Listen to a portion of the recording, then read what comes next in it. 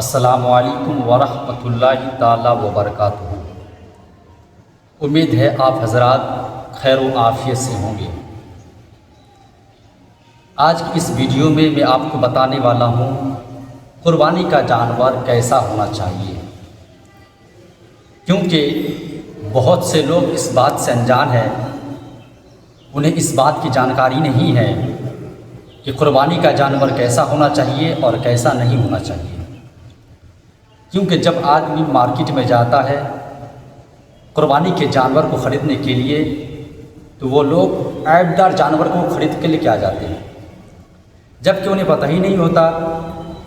کہ کس جانور کی قربانی ہوگی اور کس جانور کی قربانی نہیں ہوگی۔ تو آخر تک اس ویڈیو میں بن رہے انشاءاللہ العزیز میں تفصیل سے آپ کو بتاؤں گا کہ قربانی کا جانور کیسا ہونا چاہیے۔ تو چلیے آئیے شروع کرتے ہیں۔ قربانی کا جانور کیسا ہونا چاہیے؟ قربانی کا جانور موٹا، اچھا، تر و تازہ ہونا چاہیے، عیبی نہ ہونا چاہیے، یعنی اس جانور کے اندر کوئی عیب نہ ہو، اور اگر تھوڑا سا عیب ہو تو اس صورت میں قربانی ہو جائے گی، اور اگر زیادہ ہو تو اس صورت میں قربانی نہیں ہوگی۔ اگر تھوڑا سا عیب ہو تو اس صورت میں قربانی ہو جائے گی لیکن مکروہ ہوگی، اگر زیادہ ہو تو اس صورت میں قربانی ہوگی ہی نہیں۔ اب دوسری بات سمجھیں، منڈا یعنی جس جانور کے پیدائشی سنگ نہ ہو، جس جانور کے پیدائشی سنگ نہ ہو تو اس صورت میں قربانی ہو جائے گی۔ البتہ سنگ تھے اور ٹوٹ گئے اور وہ مینگ یعنی گودا تک ٹوٹ گئے تو اس صورت میں قربانی ہوگی نہیں، اگر اس سے کم ٹوٹے تو اس صورت میں قربانی ہو جائے گی۔ تیسری بات، قربانی کا جانور اگر اندھا ہو، لنگڑا ہو، کانا ہو، بے حد دبلا ہو، کان کٹا ہو، دم کٹا ہو، بے دانت کا ہو، تھن کٹا ہو، تھن سوکھا ہو، کان کٹا ہو، بیمار ہو، خنثی ہو، یعنی جس جانور کے اندر دونوں نشانیاں پائی جاتی ہو، مرد عورت دونوں نشانیاں پائی جاتی ہو، یا جلالہ ہو یعنی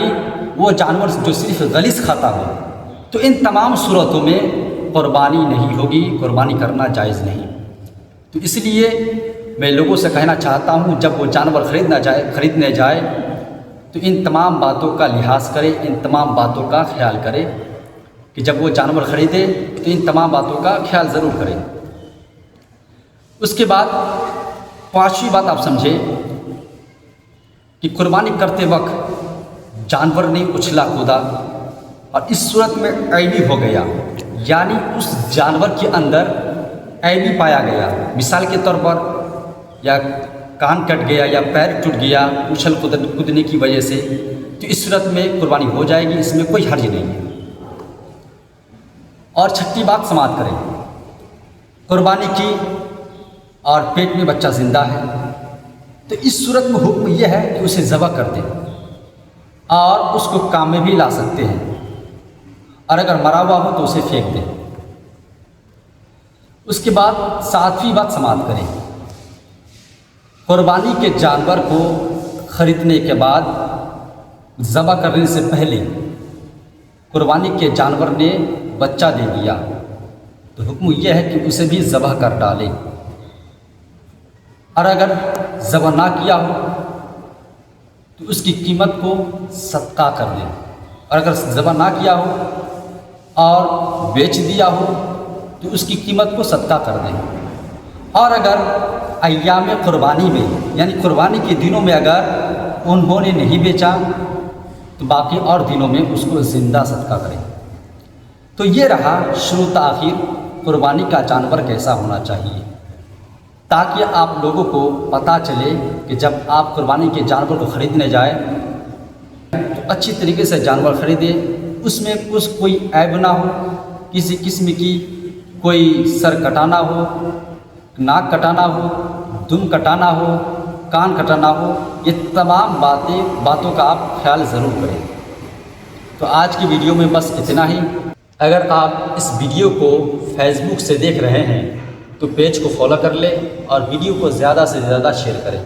اگر آپ یوٹیوب سے دیکھ رہے ہیں تو یوٹیوب چینل کو سبسکرائب